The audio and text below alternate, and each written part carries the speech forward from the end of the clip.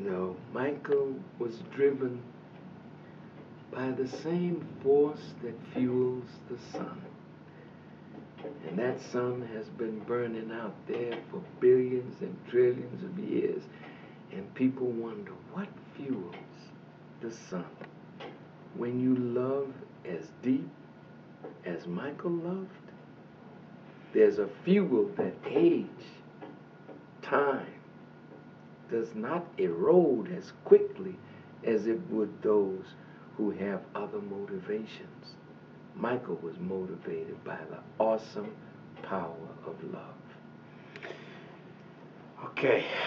Do you think, Minister Farrakhan, that Michael's death was accidental?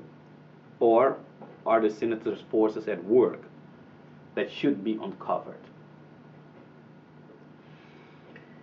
I think whatever contributed to Michael's untimely death should be investigated, should be uncovered, so that those of us who love him, those of us who feel that a great loss has been inflicted upon us by his sudden departure from the world, whatever the facts are, let them come to light. There's a saying in the Bible, whatever is done in the dark shall come to light. And there's a saying in the Holy Quran that if it is the weight of an atom hidden in a rock, and that rock buried in the heart of the earth, yet will Allah, God, bring it forth. This is the day of the manifestation of defects. And so whatever was done in the dark, by whoever was in the dark, that wanted to hurt or harm, brother, it will come to light more sooner than later.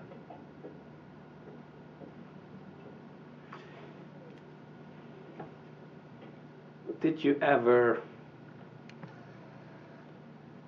how do you basically would say, were there any suspicious from your side or people around you that Michael was using drugs?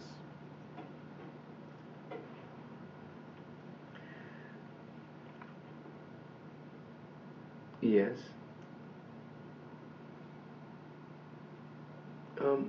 Michael may have had an addiction to painkillers or other kinds of drugs. I don't think, from what I have heard, Michael was into any cocaine or heroin or nothing like that. But, you know, today people are dying from over-the-counter drugs. So when Michael could not sleep,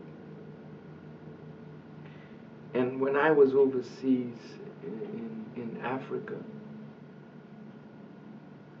and I heard how Michael was working so hard to produce the concert.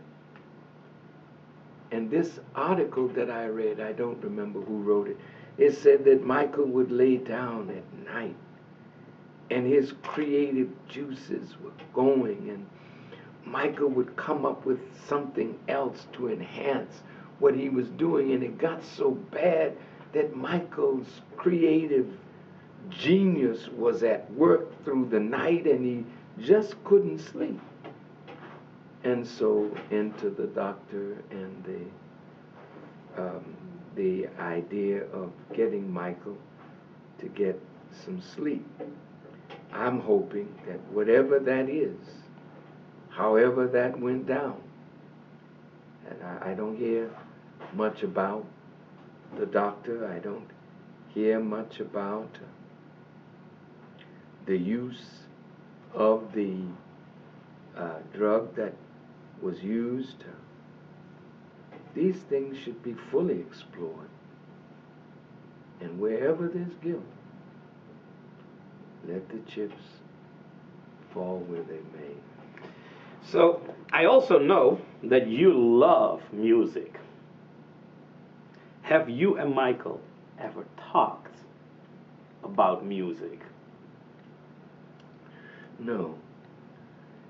I never, well, I did talk to Michael once.